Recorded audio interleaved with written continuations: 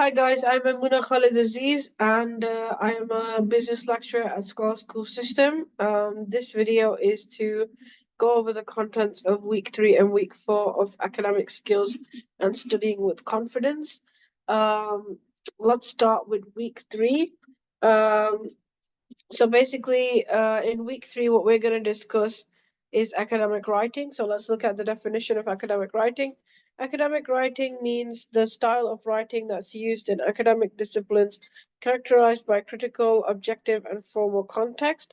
Why is academic writing important? Is because effective academic writing is crucial for communicating research findings, ideas, and arguments within scholarly communities and for achieving academic success. That means academic writing includes essays, reports, assignments that you guys make, and it's very important for us to know how to do it the right way because we need to have a concise, critical, holistic, and a very complete piece of work in order to achieve academic success. It's very important to know how to write this piece of work because it's not very easy to communicate your ideas and you need to do it effectively. So let's move on to the next slide.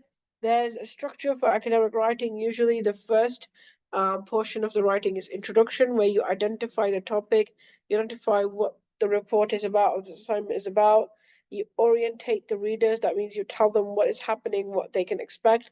And then there's a thesis statement. A thesis statement is a statement that has the topic and that tells the readers what this academic writing piece of work is going to be about. Then there's usually a body paragraph. This could be one, it could be a couple, it could be three, it could be more than that, depending on how long or the requirements of your assignment. There's body paragraphs, and these provide more details, more information about the topic, and they include examples and they include information, graphs, statistics, tables, and at the end, the last part of your assignment would be a conclusion where you have to type of summarize everything that is mentioned like in your piece of work, and you have to reiterate. So you restate the thesis statement, you tell the readers again what your topic was, you summarize the main points, and you include the final findings or conclusions in that work. So academic writing, like we said, the introduction contains the purpose, and it has some components like the hook, which is an engaging statement, a question, or anecdote that keeps the readers interested and draws them in. And then there's background information. So you will provide some background information to the readers about the topic. And then there's a thesis statement, which outlines the main argument or the main ideas of the main topic and the purpose of the paper. So, for example, in an essay discussing the impact of climate change on biodiversity, the introduction may begin with a shocking statistic about species extinction, provide background information on climate change, and conclude with a thesis statement highlighting the importance of conservational efforts. So this would draw in the interest of the reader. It would let them know what the work is about. It will let them know what they can expect from reading this, and that's how a good introduction is written. Then there's body paragraphs, like we said. Usually they have a topic sentence, and then they have supporting evidence for whatever you're stating in there.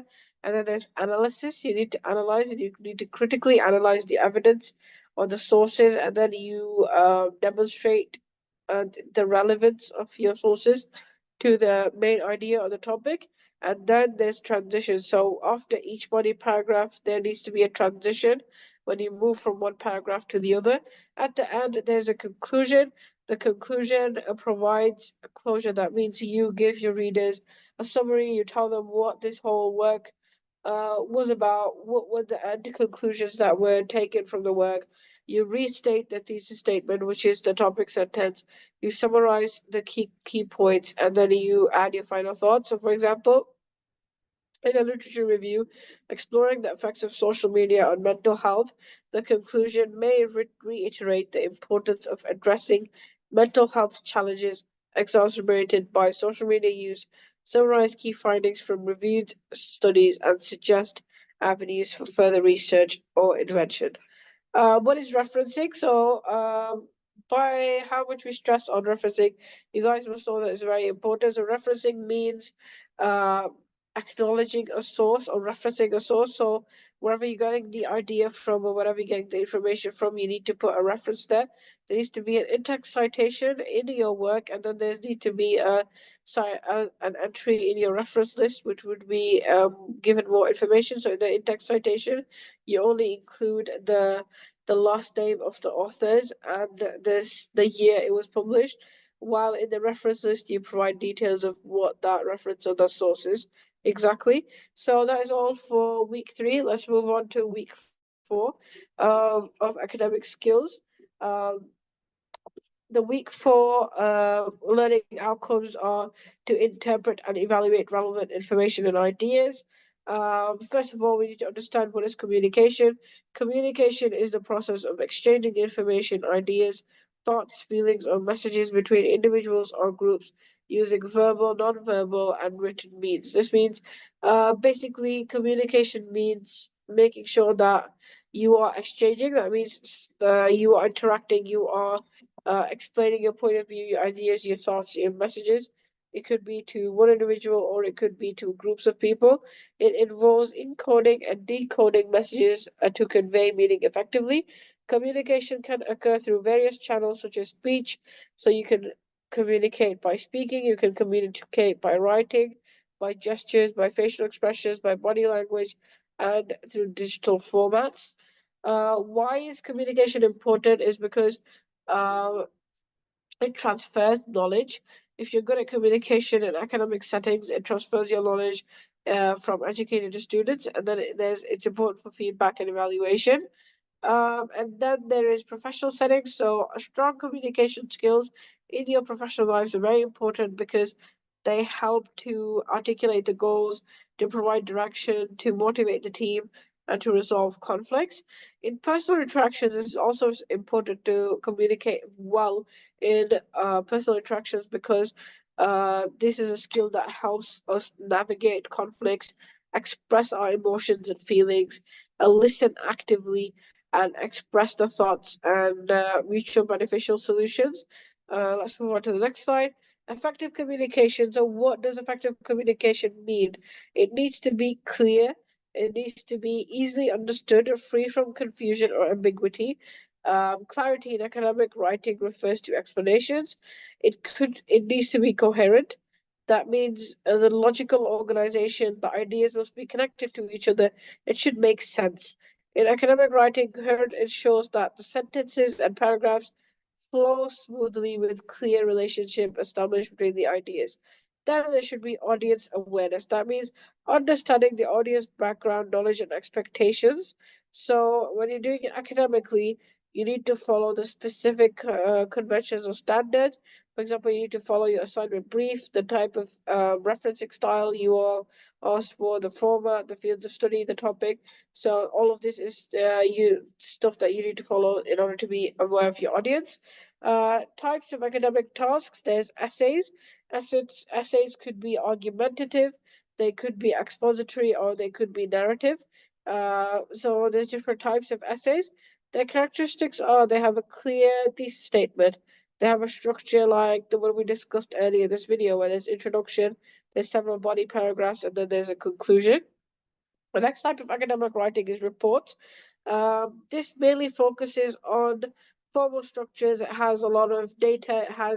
It might have some graphs and figures. It's basically done to present findings or to analyze research or a business problem or even scientific report. So it's the format of report is different than an essay.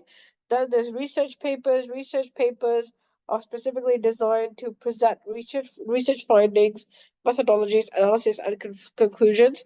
There's also historical research papers. Their characteristics are that they have a thesis or research question, they have literature review that covers the information about that topic that is available earlier. There is a methodology of the research, so how did they conduct this research, and there's details about that. There's analysis and interpretation of the data. So they can either conduct primary research, they can either conduct primary research and gather the data and analyze it and interpret it, or they can do secondary research where there's already existing information available and they can analyze that information and summarize it. Um, Next, there's citations and references. Because it's an academic and research paper, there needs to be references, and usually there's a certain style. It could be Harvard, it could be APA, it could be Chicago. There's different referencing styles that are followed. So that is what a research paper is, and these were the different types of academic writing. That was the academic writing. Now this is all for this video. In case you guys have any concerns about any of the topics that are stated, feel free to contact me and my colleagues, and we'll be happy to help. Thank you for watching this video.